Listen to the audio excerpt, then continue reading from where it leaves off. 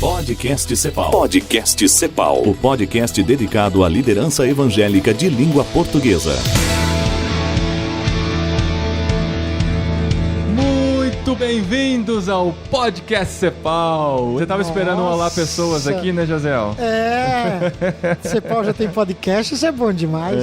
Olha só. Já tem há mais de um ano, Jaziel. É bom você sintonizar na tecnologia. Rapaz, eu não acompanho. As mudanças são muito rápidas. Muito rápidas, é isso aí. E hoje eu tenho aqui, além do Jaziel, que você já reconheceu, Jaziel Botelho, Ivone Botelho, a parte mais inteligente. Oi, Paulinho, que legal. A parte mais sensata desse casal, né? É verdade. Só que daí, de repente, no nosso grupo do WhatsApp da Cepal, a Ivone dá umas jaziezadas também, não dá? Também depois de tantos anos juntos, quase 50 anos juntos, tem que influenciar um ou outro, né? E a gente tá aqui pra falar sobre o ministério desse casal, falar sobre Jovens da Verdade, falar sobre a FLAM, trabalho com casais, muitas coisas que eles têm feito por aí, e vamos apresentar aqui pra vocês conhecerem quem está fazendo diferença no reino. A gente pode conversar com vocês aqui hoje.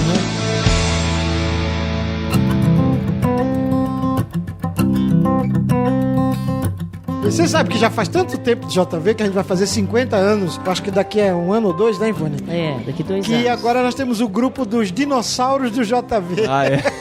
Os dinossauros da verdade. Dinossauros da verdade. É o DV, não é mais Pior JV. que é mesmo. E o que rola nesse grupo, José? Então, é um grupo do WhatsApp, né? Fica mandando foto antiga, né? Não, a gente tem já mais de 60 participantes, que são os fundadores dos Jovens da Verdade. Todos eles são avós. Aí é foto dos netos. Mas o assunto é foto, você tem razão, só que fotos antigas, entendeu? E recordar as viagens, os acampamentos, as equipes. Foi muito bom. Pra mim foi porque ressuscitou o que tinha morrido, né? Também foi legal ver onde essas pessoas estão, os ministérios amadurecidos, dando frutos, um jeito joia de conectar e poder também orar um pelos outros. Já fizemos uns 2 encontros, o negócio tá rendendo. O pessoal reclama bastante das redes sociais, mas se bem utilizado, né? Se bem que, assim, eu tô na frente da pessoa que faz as redes sociais não serem bem utilizadas, que é o Jaziel. Você proibiu. Não fui eu. Quase que me foi de fora do grupo. A gente tem o grupo dos missionários da Cepal e me pediram pra administrar. E eu fui lá e coloquei as regrinhas. No que eu coloquei as regras, o Jaziel em seguida foi descumprindo cada uma delas pra mostrar quem manda. Não é quem manda. Uma luta de poder, né? Mas dizem que o Jaziel traz alegria e risada no WhatsApp da Cepal. É verdade. Pra mim, o WhatsApp, eu não acredito que vão inventar uma coisa melhor do que isso. Ele adorou. Tá falando como velho já, Jaziel.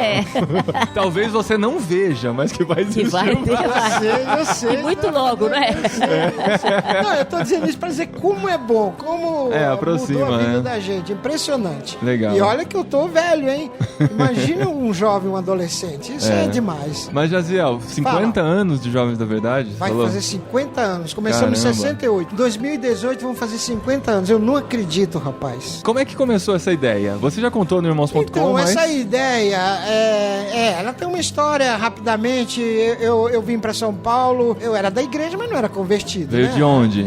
Eu vim de Recife. Recife. E foi da igreja presbiteriana sempre. Papai faleceu lá em Recife e a gente veio tudo pra cá. E aqui comecei a frequentar a igreja presbiteriana unida e eu ouvi falar numa missão num acampamento chamado Palavra da Vida, Palavra né? da Word of Vida. Life. Até fui no aniversário do diretor, fez 90 anos. 90 anos, seu Haroldo, né? O Haroldo, E aí eu fui lá e lá eu me converti. Além de me converter, lá eu conheci um cara chamado Josafá Vasconcelos, o Fafá, pros íntimos, né? E eu estudava no JMC, que era um colégio presbiteriano lá em Jandira. E eu peguei e convidei o Fafá, vamos estudar lá e tal. E, não posso, tá? Não, mas dá um jeito. No fim, eu estudava com bolsa e ele também arranjou uma bolsa e foi estudar lá. E a gente continuou frequentando Palavra da Vida por um tempo, toda a temporada. E a Ivone, quando que entra na história? A Ivone foi um pouquinho depois, mas eu já tava no JMC. E já tava de olho. Eu fui na igreja, eu fui na cidade dela, em Rio Verde, longe pra caramba. Goiás. Fui fazer um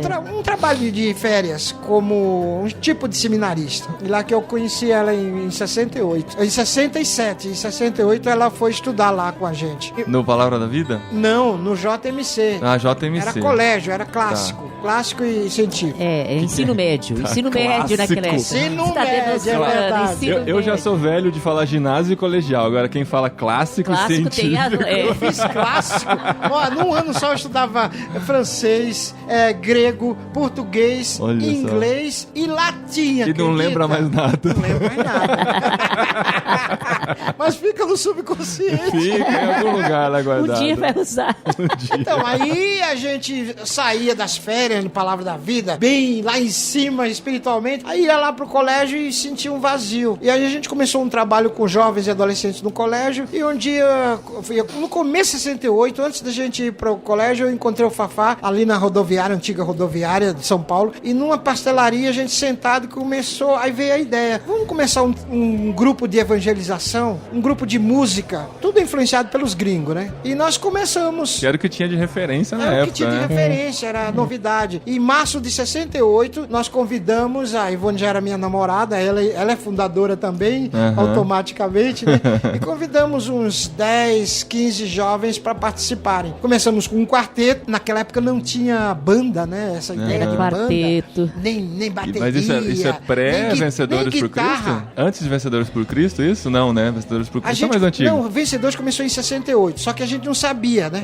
Tá. Não tinha internet. Começaram no mesmo tempo. Foi publicado no mesmo dia no Diário Oficial, CNPJ. Exatamente, no Diário Oficial tá Vencedores e embaixo Jovens da Verdade. O registro da instituição. Que 68. Legal. Aí começou com um quarteto. Começou com um quarteto, depois virou conjunto, porque as meninas entraram também, né? Era um conjunto Jovens da Verdade, né? E isso em 68, o ano todo a gente passou cantando, visitando igrejas, e aí em 69 veio a ideia do acampamento. E fizemos um acampamento lá nesse colégio, em janeiro de 69, que foi quando quebrou o tabu, porque naquela época só americano que fazia acampamento. Era a Mocidade para Cristo e Palavra da Vida. A BU. Brasileiro a gente fazia só piquenique, converscote. Olha o nome, converscote. Que é isso? Converscote? Não é do meu tempo, não. Isso eu não conheço.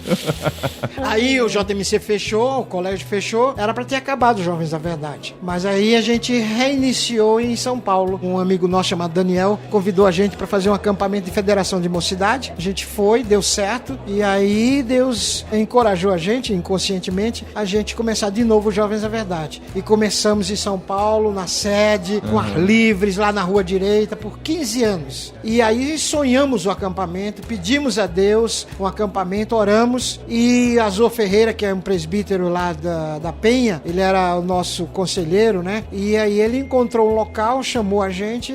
Lá em Arujá? Lá em Arujá. Cara, como é que foi negócio sem dinheiro, rapaz. Como é que foi chegar naquele lugar que devia ser um buraco? Era um buraco pelado, não ainda tinha é um buraco, mas é um buraco bonito, agora né? Um buraco ajeitadinho. A gente chama de vale. Aos olhos humanos era um buraco. Então. Mas eu já consegui ver o vale, o acampamento prontinho. Isso mesmo. É uma visão que Deus deu. E o Fafá até falou assim, nossa, quando Deus fez o mundo, fez esse... Pensando nos Jovens da Verdade. Porque até então nunca tinha sido usado, isso né? vai pertencer aos Jovens da Verdade. Olha que legal.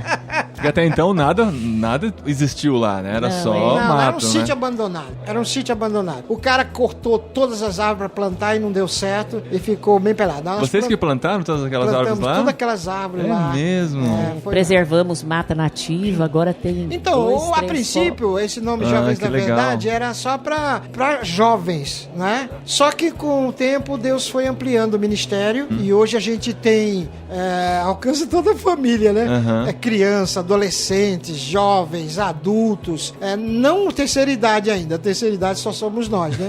Eles mas que te alcançam, né? Um dia a gente vai ter alcance a terceira idade. Então, depois a gente conheceu a CEPAL, conhecemos o Ricardo Duncan, ficamos amigos, ele nos convidou para vir para a CEPAL. Quando isso? Quando que foi? Isso que ano, Ivone? Conhecendo a CEPAL? Por volta de foi uns depois 20 que anos atrás, a primeira vez que a gente foi convidado e 20 tudo. 20 anos, foi nos anos 80, né? Eu já estava fazendo seminário? Foi, depois de 86, 90 depois de 86, mesmo, 87. Era seminário onde? Lá na... Lá, não existia, não. Tá. Eu fiz no Independente, Presbiteriano Independente. Em São Paulo. Entendi. Eu fiz o seminário Foi por aí que conheceu a CEPAL. Aí eu conheci o Ricardo Duncan, muitos não conhecem Ricardo Duncan, porque ele já foi para os Estados Unidos. Mas eu cheguei em casa e falei, Ivone, conheci um americano jóia. E depois a gente convidou e ele se tornou um grande amigo nosso. E ele foi causador. Ele é bem brasileiro, né? É um americano brasileiro. Bem brasileiro. E ele nos ajudou a construir um prédio do seminário. O prédio hoje tem o nome dele. É o edifício Ricardo Duncan.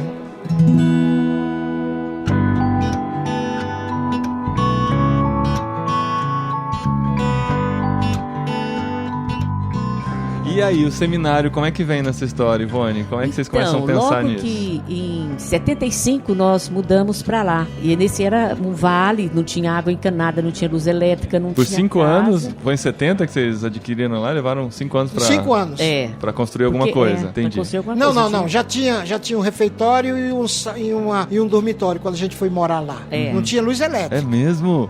A gente fez acampamento sem luz elétrica. Dá pra entender isso? Hoje o revolucionário é fazer sem celular. Que os adolescentes podem levar celular. Agora, sem luz elétrica, como é que faz isso? Na base do gerador e do lampião, né? Do lampião, do gerador. Muito interessante. Era um acampamento mesmo. Era uma mistura de bem rústico com... Rústico? Que legal. Daí, em 68, nós começamos o Instituto Bíblico. Não, 77. 77. 68 foi o começo da missão. Foi. Em 77 começamos o Instituto Bíblico. 10 anos depois mudou para seminário. Instituto Bíblico você não precisava ter o ensino médio completo. E eram 3 anos. Depois mudamos para seminário, tinha que ter ensino médio. Era um curso em nível superior, 4 anos, né? Que desafio, hein? E depois mudamos para faculdade. Hoje lá é uma faculdade reconhecida pelo MEC. Foi uma vitória de alguns anos atrás. Foi, aí, né? é uma semeadura aí de 30 anos, viu? FLAN, Faculdade Latino-Americana de Teologia Integral. Mas era pra ser FLANT, né? Por que não tem o T no final?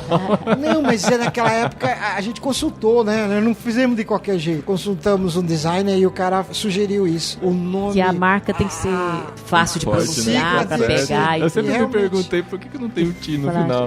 FLANT. E sabe que agora ela só é Faculdade Latino-Americana?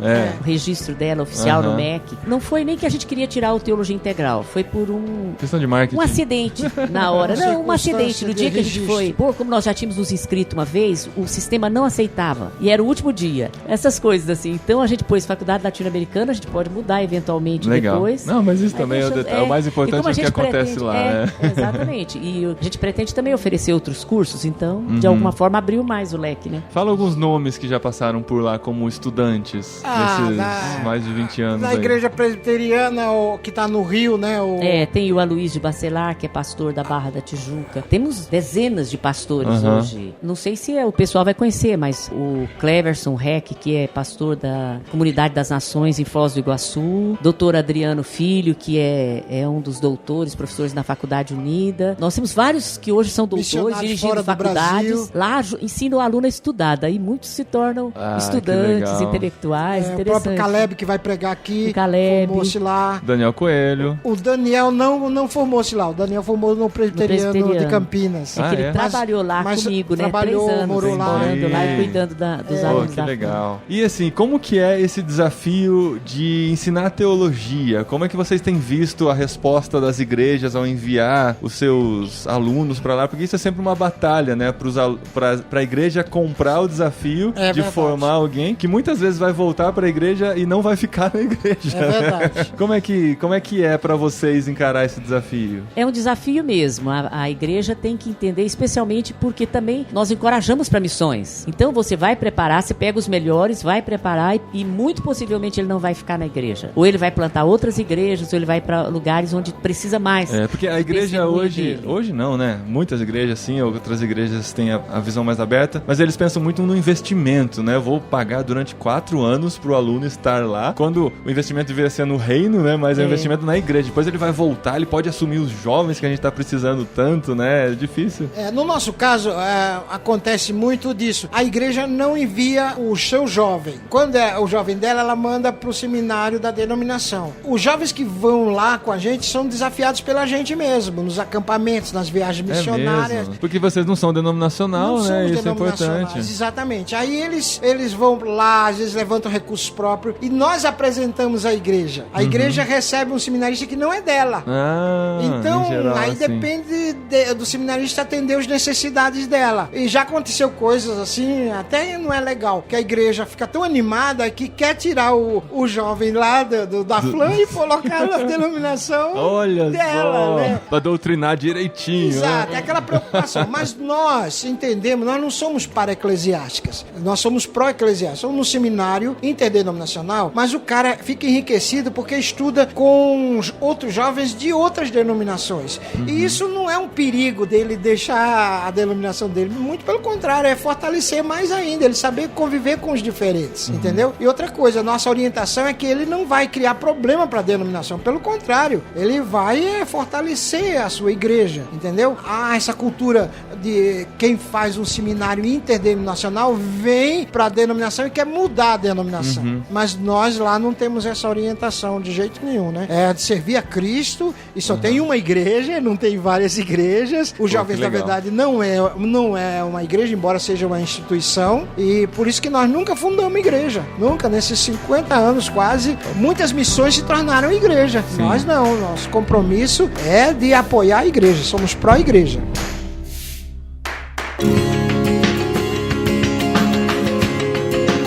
Ivone, vocês têm percebido ultimamente a importância do ensino à distância, como que ele tem feito diferença e tem chegado a lugares que vocês muitas vezes não chegariam. Como é que foi esse desafio também de encarar o ensino à distância lá na FLAM? Primeiro percebendo que de fato essa era uma tendência, né? As pessoas, o mundo ficou muito complicado para você ir para a escola todo dia. O modelo que nós temos era um modelo meio na contramão do tempo, da atualidade, porque as aulas são presenciais, a escola é localizada fora da cidade.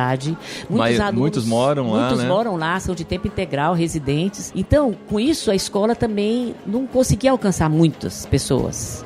Enfrentava essa dificuldade que o Jaziel falou da denominação, que nem sempre a denominação queria a nossa teologia. Tinha a orientação de mandar para o seu próprio seminário e parecia muito mais fácil, questão de custos e coisa assim. Então, nós resolvemos entrar com o ensino à distância. E é uma maravilha, é alguma coisa que veio para ficar.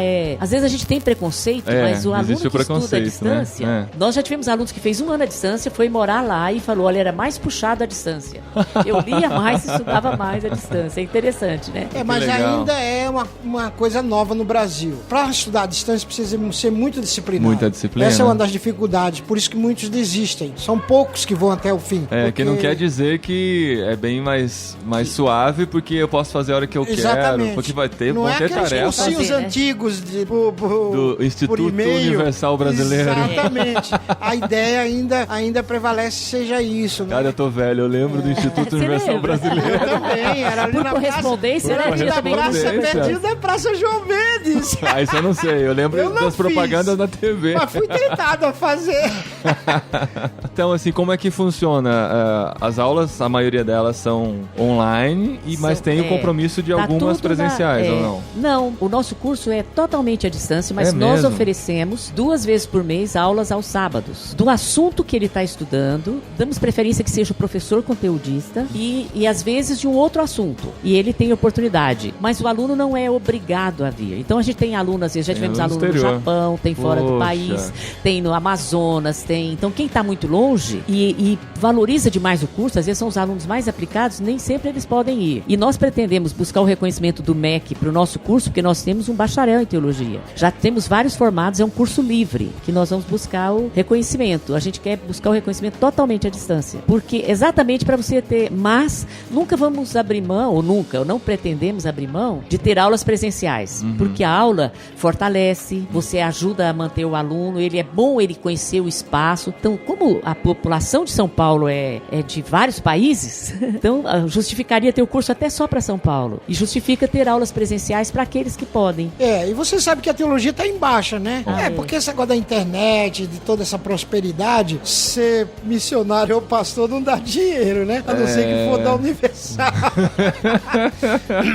Mas assim, a gente nunca teve esse compromisso de ser muita gente, de ser uma grande escola. Então a ênfase é mais na qualidade. E a gente tem um tripé. Né? O tripé de vida, ministério e academicismo, né? Então um bom ensino acadêmico, mas também um ministério de final de semana, em férias, e a vida pessoal. Paulinho, queria falar rapidamente sobre os cursos de pós-graduação que a gente tem. Olha que legal. São cursos reconhecidos pelo MEC, que acontece uma vez por mês, 12 módulos, geralmente em 3 semestres. Então a gente tem um que é música, arte e teologia, tá bombando, uma maravilha. Muito bom. Temos teologia e ministério, temos ministério com a juventude e temos gestão de projetos sociais. Então tem sido muito legal. E quanto tempo dura? 3 semestres. 3 semestres, uma vez por mês. 12 encontros, 12 módulos aos sábados. Para as pessoas saberem como conhecer, o site é Flam. Não, é só o flam.org, né?